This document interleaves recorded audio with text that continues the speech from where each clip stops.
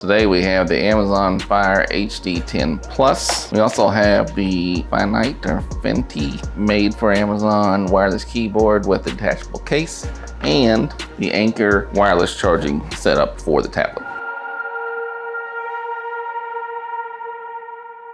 So let's open up the box. I got it from Amazon, so it should have all my information already plugged into it. I've had multiple Amazon Fire tablets in the past, so when I was ordering it, there was a prompt, and it reminded me that I had other Fire tablets that I don't use anymore. I traded those in and got $30 back, so it's pretty good. In here, it comes with a cord, finally on USB-C, a little hello booklet, and just a little information in case you didn't use a tablet before. Oh, look at that. It does come with a little charging brick. Now they're making a step up to make their stuff more recyclable. You see, like, this is all cardboard, and the smile is a hole that was shining through with the orange here. It's pretty good. The device itself has just that faint Amazon smile branding there. It looks pretty good. I mean, there's some bezels, of course. Up here we have what I believe is a volume button, then there's a power button, and then there's the USB-C and a headphone jack. And here should be a micro SD card slot. This backing is like kind of like rubberized. I like that. You can set it down. It still slides a little bit, but not a ton. This guy, it does have Amazon on it, and it is USB-A here, and it's 9 watts. I'm gonna use it to plug in my light that just went out. All right, so let's go ahead and fire this guy up. I'm gonna hold the power button down, see if it has any juice in it, and it does. Made a little noise. You can see my ceiling fan there. In the meantime, I'll open this guy up. Display looks pretty good. See the keyboard, see where I connected. Yeah, so it wasn't pre-registered. I do have to log my stuff in. All right, we're getting registered. So it does find my old one. I don't want all my old stuff. I haven't used that one in a long time, so I'm not gonna restore it. I just turned it on just so I would return it. So once location services, Wi-Fi passwords to Amazon, all this stuff. My eero is my Wi-Fi and it has it already, so this is fine. Enjoy your new Fire tablet. So it asks you about family members. I don't want that in there. Instead of screen lock, there is no fingerprint sensor. You can set a pin, of course. It's trying to sell me Goodreads. So it asks me about apps. These are apps I had previously installed. I didn't use TikTok, but I had Bacon Reader, certainly I did. So I will check it out. I'm gonna set it up fresh. I'm not gonna use Alexa right now. So yeah, screen-wise here, it does look pretty good. Scroll down. I don't like how it squishes this bar in. It should take up the whole screen, but for some reason it doesn't. It is on max brightness right now. A little dim, maybe. I mean, fine for looking at, but I'm used to Samsung devices that kind of see your eyeballs, so. While I was booting that up, I noisily unwrapped this. It does open. It is connected there, so it levers open and closed. Has a hole for the camera, so the camera's up top here. So let's go ahead and I can just slot that in there. Snaps right into place, and it has the speaker holes here, so we're still good there. Closes nicely. It has feet on the bottom here, and then it has nice material here. This actually is a pretty nice little setup. I bought this myself right there and sent it to me. It doesn't do a one finger lift, of course, but you get up like that, that's pretty good. Keyboard actually is a decent size. I bought this brand for a different tablet one time and it worked pretty good. It wasn't as nice as this little doodad here, so it's pretty good. And then this will detach. Oh, how? Oh, really easily. Yes, that's nice. I mean, there is kind of a lip right here, of course, but fairly nice. Slide that guy back in there. Once it's in, it feels pretty good. Are magnets there? No, is it magnets or just rubber? I don't think there's any magnets, or maybe there's magnets built in possibly, but it really just seems like plastic housing. There's a decent weight to this here. You know, it slaps right on, so you can take it back, not all the way, but pretty good. So you got like a little laptop there. So like say, if I wanted to sit with the Kindle in my lap and, you know, swipe through some things, there's no mouse on here. But as far as like keyboard wise, it looks pretty good. Yeah, it's gonna be weird without a mouse. You'll have to touch the screen, of course. I mean, not a trackpad anyhow. Now there are some shortcuts here. Like you can see your files, your back button, your finder, media controls, volume, and locking it. And then it looks like a browser opener there. But as far as keys, looks pretty good. I'm actually going through like a lot of keyboards now because I'm buying a new laptop, and it's gonna sound silly, but I do kind of like these little keys here. And there is an on-off switch to turn on or off, and it does charge through USB-C. I would assume it connects via Bluetooth here. There's a power button, Bluetooth button, and a little lightning bolt there. I don't know if there's any charge to it. Turn on, it does show it. So we are on. So let's just go ahead and see without even figuring it out. Let's just see if I can find a way to make this work. And I'll put pair new device. So we hit function and C. It goes into pairing mode here. So this light now is flashing. Go back here and we'll go back to Bluetooth and pair new device. And it says the Fenty or Finite. I mean, I want to say Finite, but I'm sure it says Fenty. I don't know how well that's coming through on camera, but It's right there. It's pairing. So now it is paired. So it says currently connected. So if you see up here, I can just type. It goes to the web search history. That's good. I don't like that. All right, so that's pretty good. That's gonna be a bad habit though. I'm gonna keep reaching down here for like a trackpad of some sort, and of course there's not one, so it's gotta go up here. And if you turn it off, it should obviously disconnect on its own. And you still have access to the ports here, so you can just press this button to turn it off, and it closes up nicely. All right, and then of course we have this bad boy.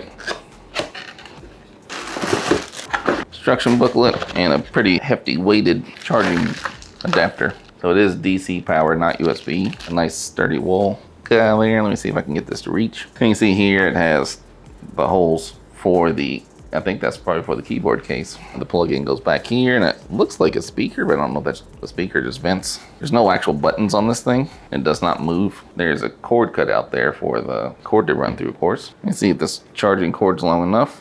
It is not anywhere near long enough. I mean, to clarify, it's long enough for normal usage, just not for what I'm trying to get to do. All right, so we'll come back to this. All right, so here's the anchor dock. I have it set up. It's plugged in now. We'll just detach this guy, and I guess I'll turn it on first. Well, let's just leave it off. So I still have it in the case. It sits in there. And the screen comes on, and it makes a noise, so it is charging. You can see it charging there. Now we're on, and up here, there is a charging icon, if you can see that there. So dock works just fine. And that's even in this case from the keyboard case. Boom, that's pretty good. And then I believe you can probably set this up to make it like a show of some sorts, like it kind of just has various screens up here, but I'll work on that later. Right now I just wanted to make sure the charging dock was gonna work with that case.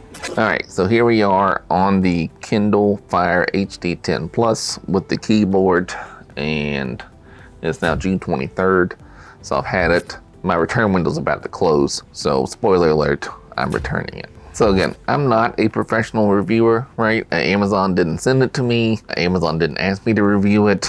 I bought it with my own money because I thought I would use it in my personal life. But I do make these videos, so I thought I'm gonna check it out. Maybe I'll make a video on it. And it just so happens, I never really used it.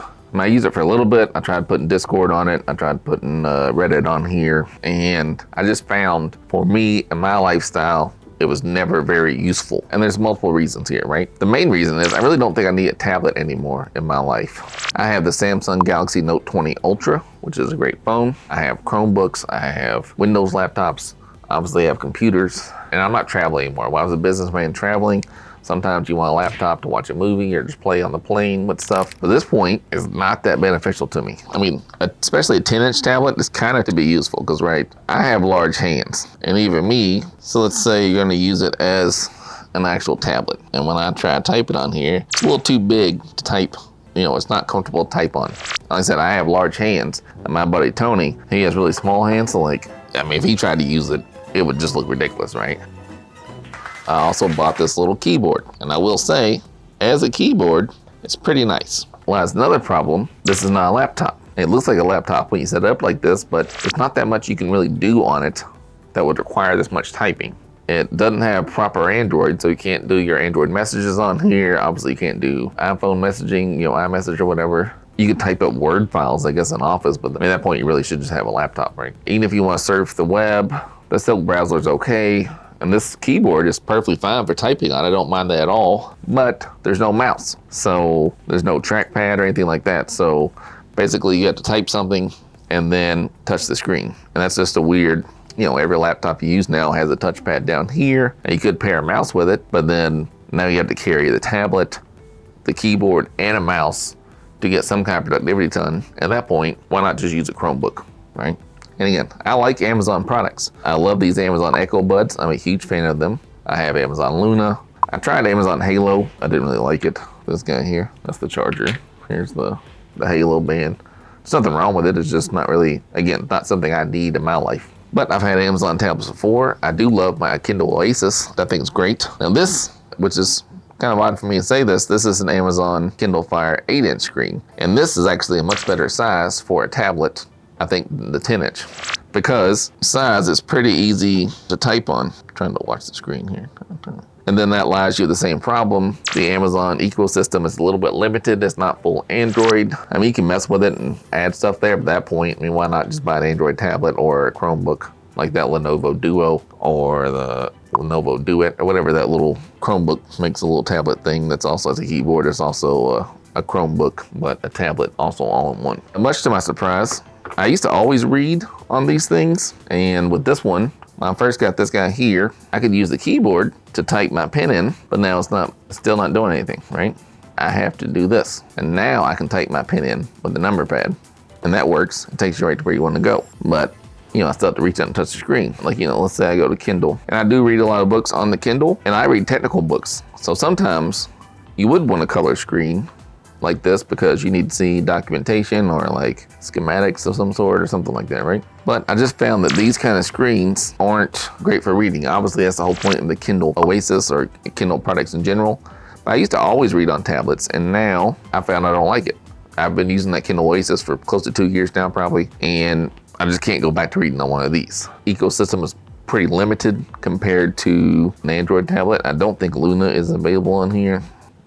I typed in Amazon Luna and it came up with a personal massager and then sleep aids, right? So if you could play Amazon Luna on here, then maybe it would be a little bit more beneficial, but it doesn't look like you can. So again, there's nothing much you can do with this thing because it's so limited. Even Discord, that just takes you to the browser. It looks like you install an app, but when you actually click on it, it just takes you to the Discord login, and you do it on their browser, and doesn't even remember every time. It tries to make you sign back in every time. So even if I signed in and then try to click it again, it would take me right back to the sign-in page. Bacon Reader for Reddit worked perfectly fine. That one I did use a decent amount there, so that was pretty good.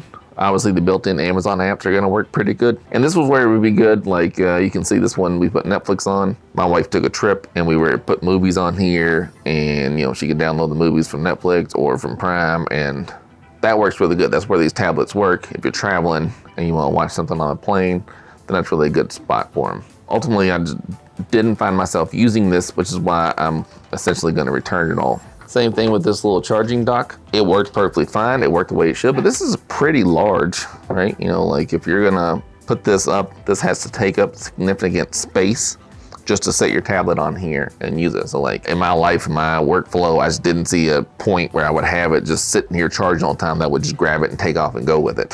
Like, if you use Echo Show and I do have an Echo Show and I like that, and my son uses it all the time, but if you wanted to use this like a big Echo Show, maybe if you had enough people in your life using Echo Amazon calling from the Echo products, then maybe that would work, but it just didn't work for me. There's nothing wrong with it. It didn't crash. I had no problems with the device. I just found myself not reaching for it very often. At that point, I was like, why spend the money on this thing if I'm really not using it? I almost had to force myself to use it. So again, it's a perfectly fine product. It's just personally, I'm not using it, and I don't know how much benefit you would get out of the product. These Echo Buds, I love and I think they're great, but Fire HD, it's all right. All right, thanks for checking me out.